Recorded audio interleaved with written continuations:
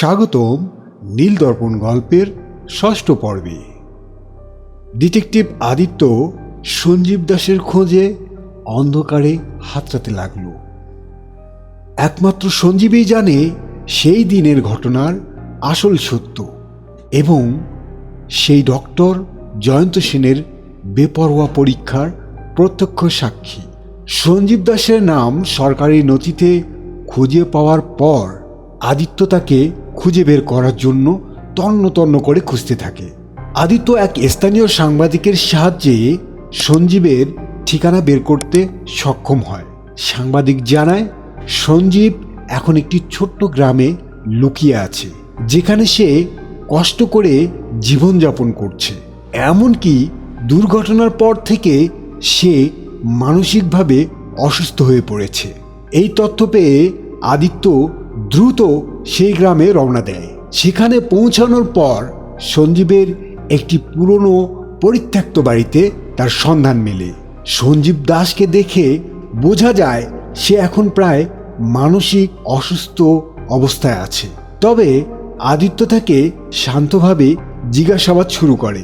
প্রথমে সঞ্জীব কথা বলতে চায় না, তবে ক্রমাগত চাপ দেওয়ার পর তার মুখ খুলতে শুরু করে। সে জানায় ডক্টর সেনের পরীক্ষা চলাকালীন যে ভয়াবহ দুর্ঘটনা ঘটেছিল সেটির প্রত্যক্ষদর্শী সে নিজে। আমি দেখেছি সেই দিনের পরীক্ষা কতটা ভয়ঙ্কর ছিল।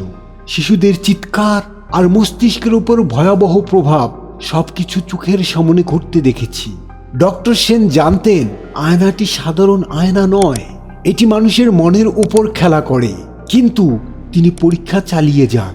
যত সময় গড়াতে থাকে ততই শিশুদের শারীরিক ও মানসিক অবস্থার অবনতি হতে থাকে।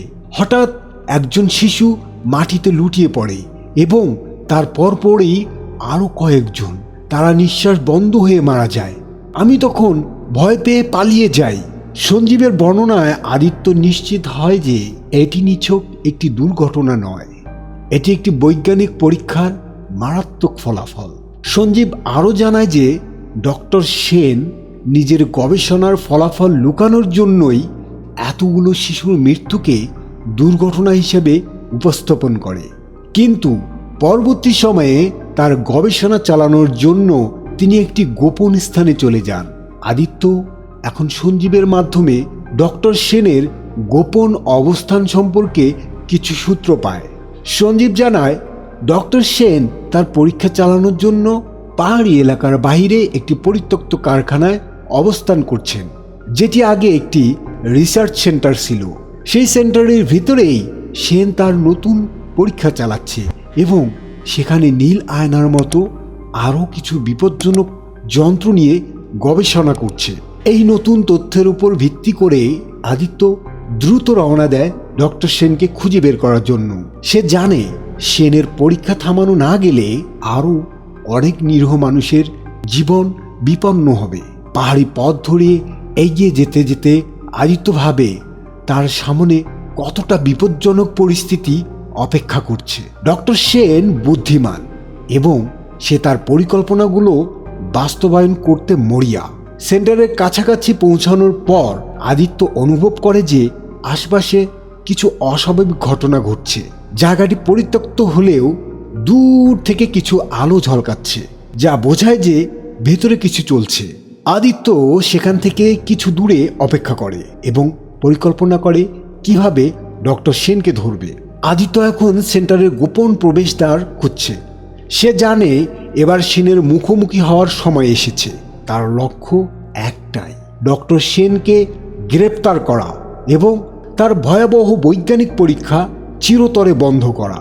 ডক্টর সেন এখন আদিত্যের হাতের নাগালে, কিন্তু তার বিপজ্জনক পরিকল্পনা এবং প্রতিশোধমূলক মনোভাব তাকে কতটা বিপদে ফেলবে সেটি এখন দেখার বিষয়।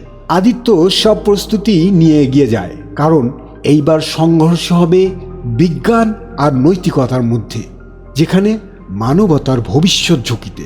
পরবর্তী পর্বের ইঙ্গিত, আদিত্য এবার ডক্টর সেনের মুখোমুখি হবে এবং তার পরীক্ষা ও প্রতিশোধের কাহিনীর আসল সমাপ্তি ঘটবে। কিন্তু এই অভিযানে আদিত্য কি সফল হতে পারবে, নাকি ডক্টর সেনের প্রতিশোধের খেলায় নিজেই হারিয়ে যাবে। পূর্বের গল্পটি শুনতে চাইলে কমেন্ট বক্স থেকে শুনে আসতে পারেন। ধন্যবাদ।